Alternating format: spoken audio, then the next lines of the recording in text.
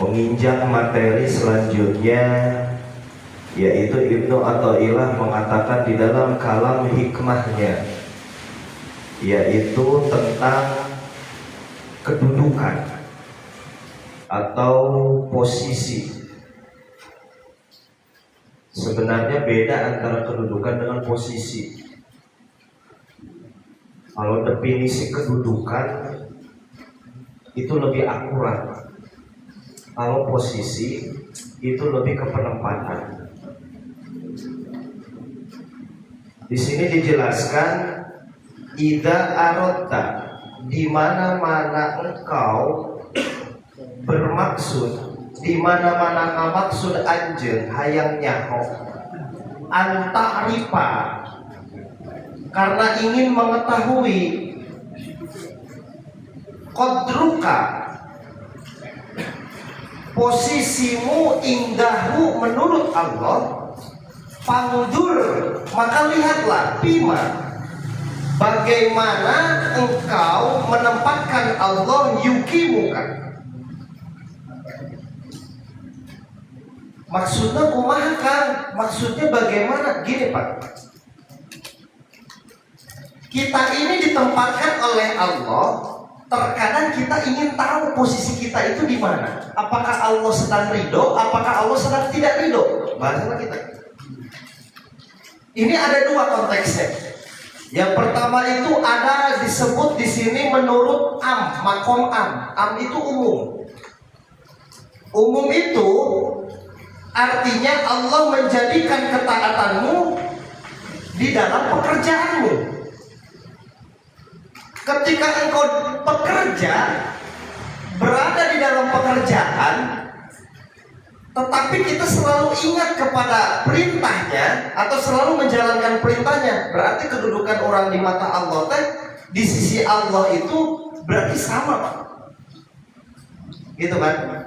Makanya oh ya ada lumayan ya. Gini, teknik tercepat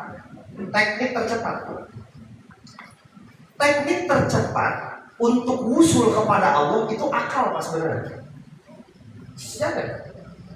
Akal. Kalau akal kita berpikir nak arruju'u ilallah, maka kadituna dorongan anak kenceng Pak. Dorongan rohani kenceng. Itu pertama di dinya. Pertama di situ. Makanya di dalam ilmu usul, khususnya kitab mantek, itu ada yang dikatakan dengan ad-dolalatul makhluqatu falasifah atau fulasifah. Jangan sampai kita terjebak ke dalam makhluk yang sifatnya itu menyesatkan dalam cara berpikirnya. Coba beda. Baca bahasa keren nama secara artikulasi. Jadi susah. Orang kalau sudah terjebak ke dalam kesesatan cara berpikirnya susah Pak. Mau sampai kapanpun itu susah. Karena manusia ini di sini. Pertamanya di sini. Dorongannya.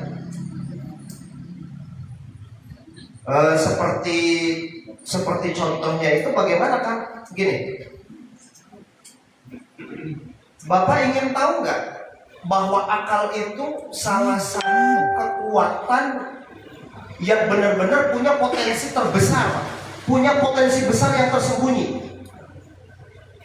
Waqala Syekh As-Sarqandi, Imam Samarqandi mengatakan begini. Ini bisa yang bapaknya kekuatan akal ya, kekuatan otak, kekuatan pikiran.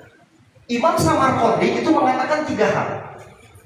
Jangan sampai engkau berpikir dalam 3 hal ini di kekuatan akal ya. Pertama apakah al-awalu fil fakri. Jangan engkau berpikir takut miskin. Ini ceritanya kekuatan akal ya. Jangan pernah engkau berpikir takut. Ini judulnya saya mikir kan. Jangan pernah engkau berpikir takut miskin. Oh, tahu memang kenapa? Gini. Ketika engkau berpikir takut miskin, ini yang paling dilarang. Kenapa emangnya kalau saya punya pemikiran takut miskin? Nanti akibatnya payak suruh hamuka wa qammuka wa yazidu bihil jika. Artinya apa kan? Artinya engkau akan bertambah susah, bertambah gelisah, bertambah serakah. Gara-gara apa? Mikir berbagai seribu. Ditambah cara berpikirnya miskin. Ya, kita takut miskin. Ya, makanya kan Syekh Samarqandi, Al-Imam As-Samarqandi mengatakan begini, jangan engkau berpikir 3 hal ini, ribet Pak, nanti bikin kita tuh pusing, sumpah sempit. Ketika kita berbicara, ketika kita berpikir takut dengan yang namanya miskin, itu akan mengakibatkan tambah ribet, tambah rumit. Namun sebabnya mungkin muncul Pak hal-hal pertama, pertama tambah susah, yang kedua tambah gelisah, yang katilu ya tambah serak. Coba ini lamun ada higis ngaji tadi dibawa ke orang, luar mau bisa hari di iman. Bicara orang itu kalau tambah serakah, kalau dia takut miskin, dia timbul efeknya nanti lupa pikirannya. Coba tambah tambah tambah gelisah, tambah susah, tambah serakah. Tambah gelisah, tambah susah, tambah serakah itu diakibatkan dari apa? Kompetisi. Eta bisa kebagian, coba bicara. Ini potensi kekuatan otak ya Pak. Coba dalil aku yang mau bahasa keren banget. Coba. Nomor kedua, waqala Al-Imam As-Samarqandi. Ini saya berbicara tentang masalah kekuatan pikiran. Yang kedua, apakah yang kedua? La tatafakkar bidol min dolamaka. Apakah artinya? Jangan engkau pernah berpikir kepada orang yang pernah menjolimimu. Kunaon emang kan? Kenapa? Kalau saya berpikir tentang orang yang pernah berbuat dolim kepada kita, karena efeknya nanti akan tambah marah, tambah ambek, terus nanti kalau kesel, ada KM masih benar kan? Gak terkenal apa mending jujur. Karena memang ini namanya penyakit, ini potensi berpikir memang sobat. Ingat Pak, ini kata-kata Imam Samarqandi. Sarwa kan orang-orangnya lamun kita juga kalau cara berpikir begitu kan sumpah Pak. Benar kan? Ini potensi otak kita. Lalu tadi la tatafakkar bidul min dolamaka. Jangan sampai engkau berpikir tentang orang yang pernah menjolimimu, yang menyakitimu. Kenapa? Nah itu bahasa filsafat. Kenapa? Karena nanti engkau akan tambah sengsara, tambah marah, tambah kesel, tambah nanti. Emang gitu kan? Iya. Tambah dendam, sehingga nanti kalau cara berpikirnya seperti itu, permusuhan ini akan terus berlanjut. Bisa ngerti tadi? Ya hebatnya. Susah tahun lebih awet. Karena itu. Yang ketiga, sama Pak, kita belajar sama-sama. Saya juga sama. Manusia itu nggak ada yang bisa semua. Ini istilahnya pengingat untuk diri saya pribadi, umumnya untuk semua. Yang ketiga, jangan pernah engkau berpikir la tatafakkaro bituli bako dunia. La tatafakkaro bituli bako dunia. Jangan pernah engkau berpikir, ini judulnya mikir dia ya, otak ya. Jangan pernah engkau berpikir bahwa dunia ini lama atau selamanya. Kunaon Kang? Kenapa? Nah, itu bahasa filsafat ya kunaon. Kenapa? Jawabannya, ketika engkau berpikir tentang dunia ini lama, umurmu lama, nanti kesananya engkau akan senang. Lanjut. Senang. Ketika sudah senang akan menimbun harta. Sesudah menimbun harta lain modal. Bukan Pak. Bukan cara berpikirnya bukan gitu. Iya. Oh, tahu.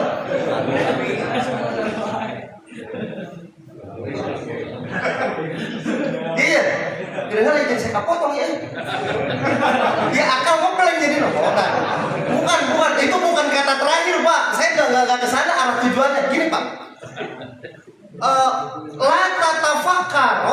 La tatafakaro pituli baqoi dunia. Jangan pernah engkau berpikir bahwa dunia itu lama. Kenapa? Karena nanti ketika engkau berpikir dunia itu lama, nanti engkau akan senang. Ketika engkau senang, nanti engkau akan menimbun harta. Ketika engkau sudah menimbun harta, nanti engkau tidak akan mengerti. Dipakai naonnya ini? Apa ya? Ya dipakai naonnya? Duit kok pakainya? Ketika orang itu sudah bertanya, ya dipakai naon, maka disitulah akan terjadi cara berpikir kayak mulai gini sia-sia kok sia-sia. Sobra. Pasti gitu cara berpikir pasti adanya Pak. Kan lamun kalau kita kan lihat orang itu kan Haji Yasin baca duit atau bebek gitu. Misalnya orang yang dosa pada bebek batu bingung micen duit ayo orang mau bingung micen. Nah terus gitu selalu kayak karena sifat manusia itu selalu sama, nggak ada yang berubah. Ingat, wala tatafakaro, jangan engkau berpikir pituli baqoi dunia. Jangan pernah engkau berpikir bahwa dunia itu sifatnya lama, tidak Pak. Kalau orang sudah berpikir dunia itu lama, dia akan senang Pak. Senang nimbun harta, senang ini. Ketika dia sudah menimbun harta banyak, 7, 2, 3, 4, 5, 6, 7, 8, 9, 10, akhirnya dia akan bingung. Ini dipakai naonnya? Coba dipakai naonnya? Orang koleksi ini ya. Terus ketika itu dia akan berpikir, oh ya orang bukan segini sia-sia bos dia. Nah, itu cara berpikir yang salah disebutkan ad-dolalatul makhluqatin falasi. Cara berpikir salah sampai situ. Makanya Al-Imam Samarqandi mengatakan kalau engkau berpikir 3 hal ini, yakin engkau itu akan sumpah sempit Pak. Model tadi kan al-awal fil fakri. Jangan berpikir tentang takut miskin. Sieun. Sabab naon? Sabab nanti kesananya akan timbul serakah, gelisah, nanti Pak, susah. Karena apa? Karena takut. Sebenarnya melawan orang-orang kalau nggak punya mental seperti itu, mau apa? Ya terus kebayang nih, kenapa dan? Udah selesai. Yang kedua, ya tinggalnya mah didatangin aja kan, al-awalu bil fakri kan. Sing tengah bagian. Luka 2 la tatafakaro bidul min dolamaka. Jangan engkau berpikir, jangan pernah punya pemikiran, maksudnya gitu. Jangan pernah yang kedua itu jangan engkau punya pemikiran jangan pernah engkau punya pemikiran ingat terhadap orang yang pernah menzolimi dirimu. Kenapa? Karena nanti engkau itu akan tambah susah, tambah marah, tambah dendam, sehingga permusuhan ini akan terus berlanjut. Itu cara berpikir ada apa? Muka tilu, la tatafakaro tuli bi baqoi dunia. Jangan pernah kau mengatakan bahwa dunia ini lama. Orang-orang itu mengatakan begitu, itu sifatnya nanti dia akan senang Pak. Kalau udah senang, oh susah Pak.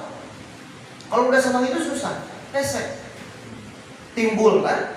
Nanti orang itu kalau udah senang, timbulnya, efeknya itu dia akan melupakan satu yang namanya kewajiban. Jadi apa itu Pak? Orang, jadi mungkin beda versi ya. Kalau menurut kita gini, Bapak tahu nggak yang namanya bakhil itu apa? Pelit. Yang namanya pelit menurut Ibnu Athaillah Pelit itu adalah salah satu orang itu cirinya akan meninggalkan kewajiban pelit. Ini non Pak, rokok. Saya non, rokok. Berarti saya bikin non, rokok. Mau bikin rokok saya, benar kan? Nah, berarti kewajiban saya sebagai pecinta rokok kudu beli rokok. Bener tak? Apa bedanya? Ini Bahlil menurut versi non. Bahlil menurut versi Hikam itu dia akan meninggalkan kewajiban. Kan lu bikin merokok teh maneh, kudu nama nomor teh. Tapi memang gitu versinya. Dulu ke sama Pak, dulu sama. Saya mau mana iya maksudnya naonnya ninggalkan kewajiban teh. Oh, kewajiban teh orang ini sebagai orang penikmat harusnya kita yang beli gitu. Riweuhnya bahasa lain riweuh, memang bahasa keren, bahasa sastra begitu. Dia akan meninggalkan kewajiban. Masih ujang gitu. Kayak cacing dina susu cing samsu paling gitu.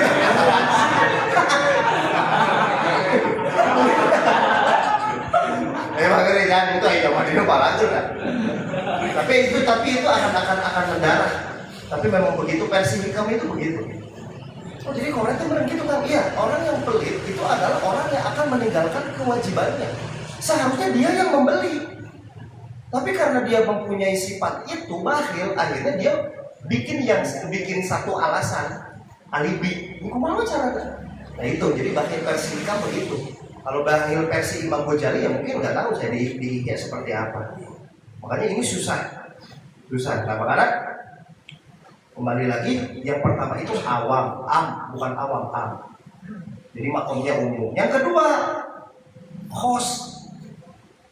Kamu ingin tahu kedudukan Allah, bagaimana Allah mendudukimu atau menempatkanmu di dalam tempatnya, apakah Allah ridho dan Allah tidak ridho? Gampang. Ketika engkau ingin mengetahui Allah memberikan kedudukanmu, bukan posisi saya, kedudukan. Kalau Bapak belajar bahasa Indonesia, pasti Bapak tahu definisi kedudukan dan definisi posisi itu beda maknanya Pak. Kalau sholat itu posisi bukan kedudukan. Makanya mengkol saeutik 3 derajat gak masalah. Yang penting mustakbilan posisi. Tapi kalau kedudukan itu pasti beda definisi. Tetapi kadang-kadang di kita suka bahasanya sama, kedudukan dengan posisi itu sama. Padahal secara artikulasi beda. Dia lebih akurat kedudukan daripada posisi. Makanya ayat hukum dina ilmu fikih mah ayat hukum naon mahfuz dimaaf. Gitu. Konekin Bapak menghadap kiblat ke sana ketika di tengah laut padahal kiblatnya ke sana itu nggak jadi masalah. Nah itu Pak. Nah yang kedua ini bos, kamu ingin tahu nggak dirimu itu ditempatkan oleh Allah di dalam ridhonya Allah, di dalam tidak ridhonya Allah, apa di dalam atau di tempat yang Allah tidak ridhoi? Gampang. Bagaimana hati kita meyakininya? Kalau misalkan kita tidak pernah ingat kepada Allah, tidak pernah ruhani ini mendorong jasadnya, maka kedudukan Allah pun sama Pak kepada kita. Gimana? Beda kan bahasanya. Nah, gitu. Gimana sih Pak? Oh, kalau salah. Tuh, setengah salah apa? Ya Pak. Ya. 10 menit tadi Pak. Boleh 10 berarti 7 menit deh Pak. Ya. Saya nggak pernah lama. Ya, Bapak ingin tahu nggak ruhani itu mendorong jasad? Kayak apa tuh ruhani mendorong jasad tuh Pak? Iya. Saya ini sanad keilmuan saya tentang zikir itu bisa dipertanggungjawabkan Pak. Cuman untuk guru-guru saya sudah pada meninggal semua. Seperti Ama Abdul Haq, Yaji Jenal Abidin, sama Obay, almarhum Bapak. Dulu kan Bapak di sini kan, boleh ayat dari mana kan? Kiai Obay dirinya kan. Boleh mah dulu teh sok Haji Hikam dirinya teh tadi di dekat gerbang buka PT. Ada rumah Kiai Obay. Jadi setiap malam Kamis Pak sering diskusi masalah hikam. Saya dapat ini dari guru. Saya dapat ini dari orang tua. Terus saya dibongkar lah. Tapi sadetiknya, tapi Bapak ulang pipiluan. Bapak mantis pokoknya mah torikohna ngaji we. Pak, ketika Bapak membaca la ilaha illallah, ini rohani itu nggak dorong jasad, Pak. Kan ini contohnya ke mana? Ini contoh host ya. Ini contoh host tuh ya. Contoh ya. Makanya dalam konteks dikir itu ada dikir pelan, ada dikir pertengahan, ada dikir cepat. Ingat? Ada dikir macam mana? Pelan, pertengahan, cepat. Contoh. Kalau dikir pelan ya. Macam la ilaha illallah dipatahkan kan ya? Ini sanadnya dari mana kan? Bapak kasih kudunanya sanad ke saya, saksi hidupnya lo Bapak, guru-guru saya mah. Termasuk Amas Sadeli, murid-muridnya, terus si Sapar, si Barusa, pokoknya mah banyak lah, sama Obay banyak. Ketika Bapak zikir la ilaha illallah, la ilaha illallah, patahkan kan ya? Itu mencek orang mah intonasi nanti itu teh metode lambat. Biasanya ayat naik dina 11, ayat naik dina 21. La ilaha illallah, la ilaha illallah, la ilaha illallah, la ilaha illallah 11. Ketika dina 11 geus karasa naik tah. Naiknya apa? Naik itu apa? Ruhani ngedorong jasad tubuh. Dorong kita. La ilaha illallah. Tah, geus didinya naik. Sukunkeun kabeh. Pas disukunkeun kabeh dipaekeun. La ilaha illallah, la ilaha illallah. Terus dia naik tah. Naik, tangannya dorong. Ruh ngedorong jasad kita. Makanya konteks orang tasawuf begini, menurut mereka itu sesat, tapi menurut saya itu nikmat. Itu Pak, karena ngedorong rohani. Bapak yang mau bisa ganti kikian, batu gigi itu naik kikian capek. Coba beda, itu makan belajar gitu tuh. Dan baca sholawat sama Pak, baca sholawat. Kalau rohani sholawat nembak, ngedorong jasad, cerik Pak. Tahu apa bedanya? Oh curah kamu ngaji teh, saya masuk sorangan Pak kopi weh. Mulai kerja, la ilaha illallah, la ilaha illallah, la ilaha illallah, la ilaha illallah. Terus naik sorangan, tak teh tungtung nate, awal la ilaha di hati disebut kopi, illallah di lisan, illallah. Tak kan naik roh ngadorong jasad, ngus, sok mau sadar dawang Pak. Tuh pulang yuk la ilaha illallah, la ilaha illallah.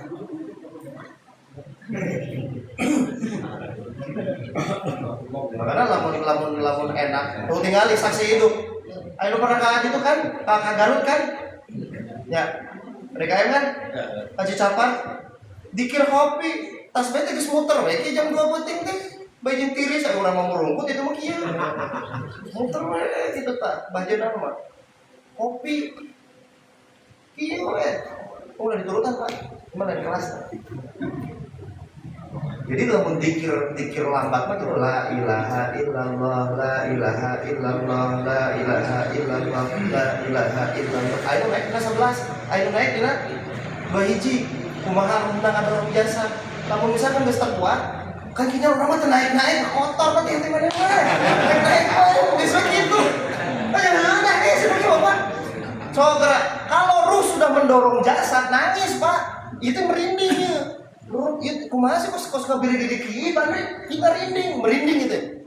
Merinding. Udah bisa kuat kieu terus gitu. Allah tak terus. Tak ketika sudah didorong begitu, baru Pak jasad sudah capek tapi lu ingin selalu kopi itu dia main la illallah, la illallah, la illallah, la illallah. Kagak la ilaha illallah. Tapi kopi capek. Makanya didinya itu disebutnya kan. Kalau Bapak pernah ngaji latihan malam 1 ingat orang yang membaca la ilaha illallah 100.000 non? Berapa kan? Orang yang pernah membaca la ilaha illallah 100.000 semasa hidupnya di semua orang mata belum neraka. Itu sebutlah kan saya mah tidak bisa bisa baik bisa. Karena beda urusan rohani urusan rohani Pak. Rohani nggak dorong jasad dulu ya enak baca sholawat tuh sallallahu ala Muhammad sallallahu ala Muhammad sallallahu ala Muhammad sallallahu nggak dorong tak ceri kan tuh cepet sabab lu nggak dorong iya Namun coba bahasa keren nama, air mata itu terjatuh karena gara-gara mengeluarkan satu beban kerinduan, satu beban masalah yang ada di dalam hati. Coba gebuk jelma, cerit mah. Oh. Nah gitu, itu teh kos. Karena ketika engkau ingin tahu kedudukanmu di sisi Allah, ya kau lihat saja bagaimana hatimu mendudukan Allah. Kalau di dalam hatimu Allah selalu bertautan, selalu berini, insya Allah kau akan ditempatkan bagaimana Allah menempatkanmu juga. Mungkin itu saja Pak yang bisa dibahas ya. Karena memang ini saya mengatakan ini karena contoh. Yang pertama tadi kedudukan itu ada am, yang kedua ada kos. Nah, silakan Pak. Ya, 20 menit waktu ya untuk bertanya. 40 ya. Iya untuk bertanya gitu. Barangkali.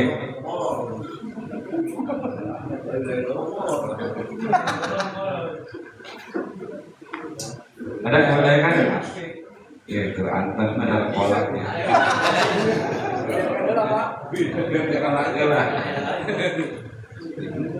Ada Bapak yang menanyakan Pak? Ini rasa-rasanya. Oh ya.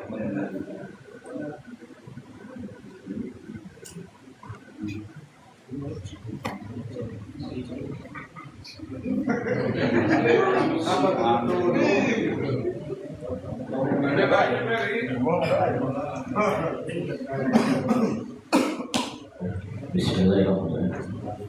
Assalamualaikum warahmatullahi wabarakatuh. Ini menarik ya, masalah tadi, masalah hati ya. Jangan mengingat orang yang pernah menjolimi kita ya. Ini kemarin malam saya lihat berita ya. Dan nyambung ini Pak. Kakek-kakek umur 70 tahun membunuh tetangganya. Dendamnya bersifat selama 40 tahun Pak. Jadi dia dendam umur 30 tahun. Istrinya diganggu kan. Coba lihat berita. Jadi pada saat 70 tahun dia baru ada kesempatan untuk nah ini urusannya dengan hati. Ini berat. Ini buat kita sebagai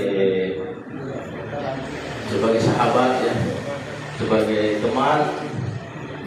Tolong ya kalau ada masalah ya akurat gitu ya, minta maaf gitu. Saya juga itu pelajaran Pak. Benar akan dapat susah gitu. Kan penjara dalam 70 tahun Pak. Sayang harusnya masa-masa ngaji ya bersih malah penjara 40 tahun Pak tersimpan dendamnya. Jadi ini masalah hati ya. Nah, yang kami perlu tanyakan di sini berarti bagaimana selama 40 tahun mengolah hatinya Pak Ustaz ya, biar saya rasa kita ada di jebakan-jebakan itu juga gampang ya, jebakan. Buka surat Al-A'la ayat 9. Coba dibuka ya.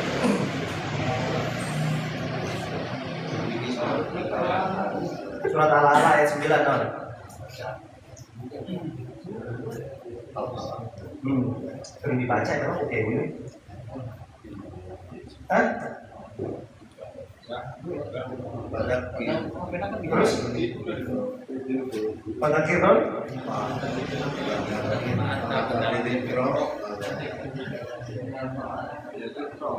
Hah? Inna fa'atidik buka ke?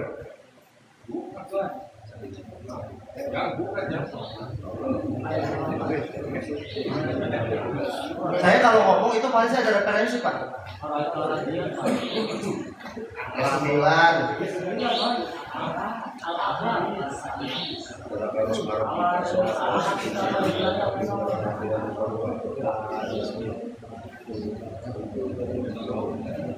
Bener emang enggak? Cuma saya ngetes.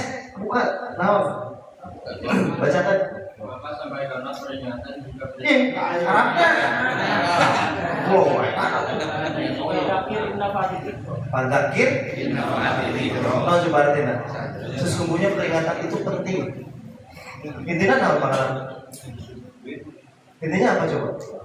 Kalau menurut ilmu tafsir, manusia itu tidak akan pernah berpikir kalau tidak diberi peringatan. Itu 70 tahun tengah aja tenang yang saya pantas saja diberi peringatan, karena dendam terus. Nah ini pentingnya.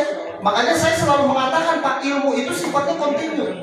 Terkadang kita ngaji hikam, tetapi tidak ada manfaatnya untuk kita sekarang. Sebulan, 2 bulan, setahun, 2 tahun. Tetapi ketika Bapak suatu saat mempunyai satu masalah seperti dendam ini, akhirnya Bapak ingat, oh dulu saya pernah tuh dikasih peringatan. Kalau kita mengingat orang yang pernah jolim kepada kita, maka itu akan menimbulkan rasa dendam, tambah marah, tambah dendam, tambah kesel, sehingga permusuhan itu akan berlanjut. Oh berarti orang teh kudu komentar, akar ilmu teh karena samaan, Pak. Makanya ilmu itu kontinu. Enggak saudara enak kayak itu Bang. Surat Al-Al ayat 9. Peringatan itu penting Pak. Kita terkadang kita mengajarkan anak begitu kan. Kudu kieu sing bener sing rapi cek budak teh aing mah ulin keneh kalau sok pamagahan kita rajin cek saha cek anak bapak itu teh. Tapi kan ilmu makan kontinu. Ketika anak bapak nanti sudah besar, dia akan mengaku, oh dulu saya pernah ingat ya di omongan kieu, diberi peringatan kieu, dididik seperti kieu. Bener ya manfaatna ayeuna. Tah ilmu mah kontinu sifat. Ngerti ya Pak ya? Puasnya jawabannya. Untuk puas kita berapa jam di sana? Oke ya, itu saja Pak. Hanya satu pertanyaan. Ya, kasihan dia. Ini sudah ke gebang alam itu Pak alam tadi. Bener nggak jiwa Pak juga. Ya, silahkan dengan doa Pak. Ya. Intinya apapun yang Bapak jalani kegiatan pengajian, mau ratiban, mau malam Senin, mau malam Kamis, mau minggu subuh, mau malam Jumat, mungkin belum terasa, tapi insya Allah suatu saat itu akan terasa. Karena ilmu itu tidak ada yang namanya mubadir sampai kapan. Ilmu itu kontinu sifatnya. Mungkin sekarang tidak terasa, mungkin sekarang nggak ada manfaatnya, tapi siapa tahu ketika masalah ini timbul, Bapak jadi ingat, oh dulu ilmu ini begini. Nah itulah yang namanya barokatul ilmi. Akan ketahuan di situ. Dalilnya mana? Ya tadi surat Al-A'raf. Karena sesungguhnya peringatan itu penting Pak.